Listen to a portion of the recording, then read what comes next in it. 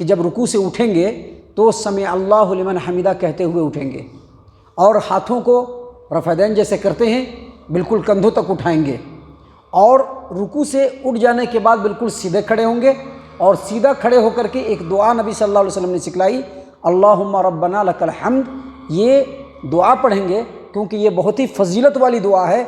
صرف اس ایک دعا کے پڑھنے سے پیارے رسول صلی اللہ علیہ وسلم نے فرمایا کہ اگر فرشتوں کی آواز سے اس کی آواز میچ کر گئی، ٹیلی کر گئی، موافقت کر گئی، تو اس کے پچھلے سارے گناہ معاف ہو جائیں گے۔ تو یہ دعا پڑھنا چاہیے۔ معزز سامعین کرام، اسی طرح سے صحیح البخاری کتاب الاذان حدیث نمبر 799 نمبر کی روایت ہے، 799، رفاعہ بن رافع الزرقی رضی اللہ عنہ صحابی رسول ہیں۔ وہ کہتے ہیں کہ ہم لوگ نبی صلی اللہ علیہ وسلم کے ساتھ نماز پڑھ رہے تھے، آپ صلی اللہ علیہ وسلم نے رکوع کیا، رکوع سے اٹھنے کے بعد نبی صلی اللہ علیہ وسلم نے کہا سمع اللہ لمن حمدہ، تو پیچھے سے ایک آدمی نے کیا کہا؟ پیچھے سے ایک آدمی نے کہا ربنا ولک الحمد حمدا کثیرا طیبا مبارکا فیہ، ربنا ولک الحمد حمدا کثیرا طیبا مبارکا فیہ۔ آپ اس حدیث کے اوپر غور کریں گے، یہ جو حدیث ہے، حدیث میں آگے مزید کہا رفاعہ بن رافع رضی اللہ عنہ نے کہ جب اس آدمی نے زور سے کہا، بلند آواز سے کہا، تو نماز کے مکمل ہونے کے بعد آپ صلی اللہ علیہ وسلم نے پوچھا کہ کس نے یہ دعا پڑھی؟ تو جس نے کہا تھا اس نے کہا کہ میں نے پڑھی۔ تو نبی صلی اللہ علیہ وسلم نے کہا کہ میں نے 30 سے زائد فرشتوں کو دیکھا کہ اس جملے کو وہ ایکسیپٹ کرنے کے لیے، لینے کے لیے، قبول کرنے کے لیے آگے بڑھے، کہ لے کر کے فوراً اس کو اللہ تبارک و تعالیٰ تک پہنچائے۔ 30 سے زیادہ فرشتے لپکے تھے اس دعا کو لینے کے لیے۔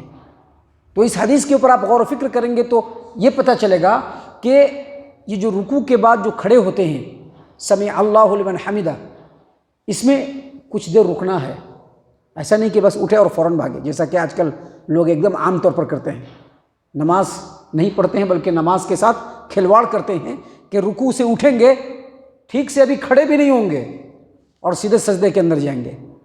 یہ طریقہ نہیں، کیونکہ اگر یہ طریقہ ہوتا تو نبی صلی اللہ علیہ وسلم بتلاتے تھے، بلکہ نبی صلی اللہ علیہ وسلم سے یہ ثابت ہے کہ جب آدمی رکوع سے اپنے سر کو اٹھائے تو بالکل سیدھا کھڑا ہو، اطمینان سے کھڑا ہو، اور کھڑے ہونے کے بعد اس میں دعا پڑھنی ہے۔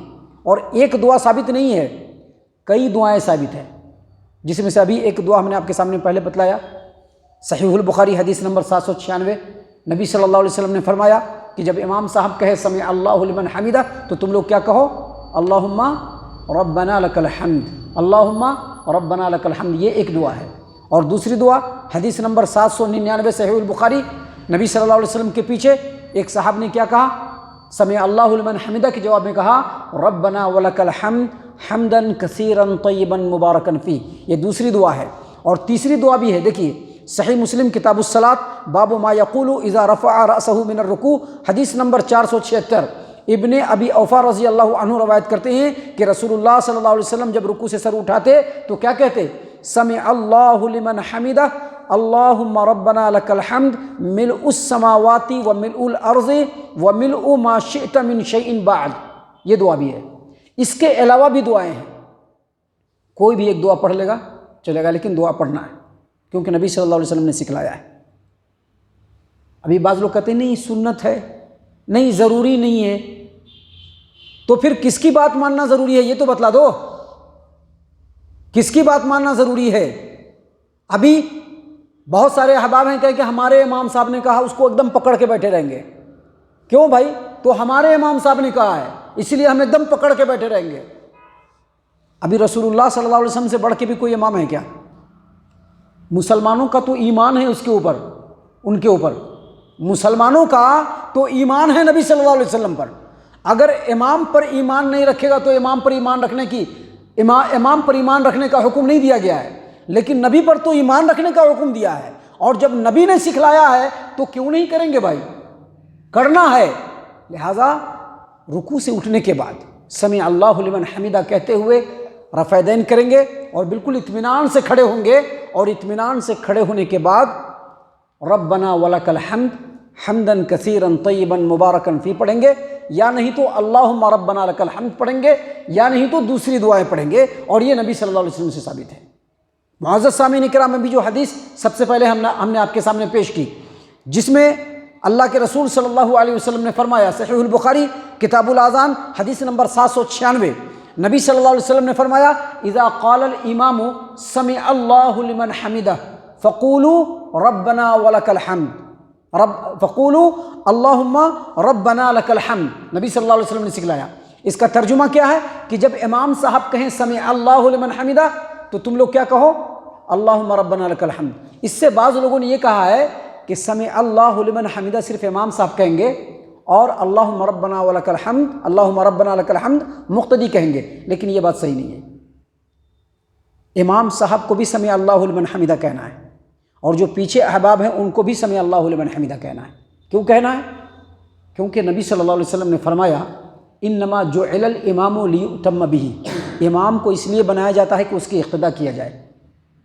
اذا کبر فکبروا، جب وہ تکبیر کہے تو تم بھی تکبیر کہو، جب وہ تکبیر کہیں تو تم بھی تکبیر کہو۔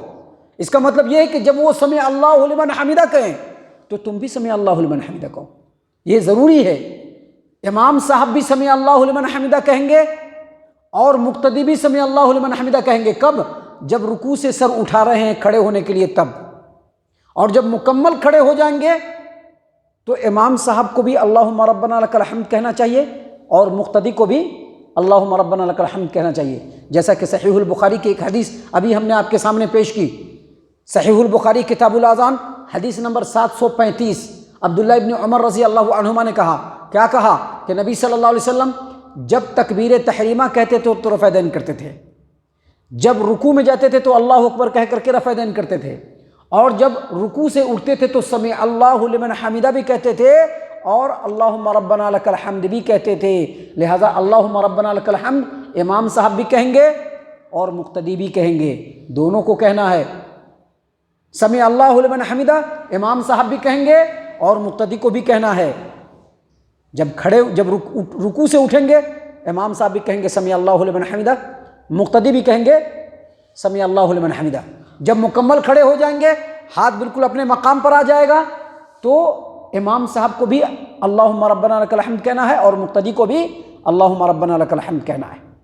اسی طرح سے یہ جو مسئلہ ہے رکوع سے کھڑے ہونے کا، اس میں مکمل اطمینان سے کھڑے رہنا ہے۔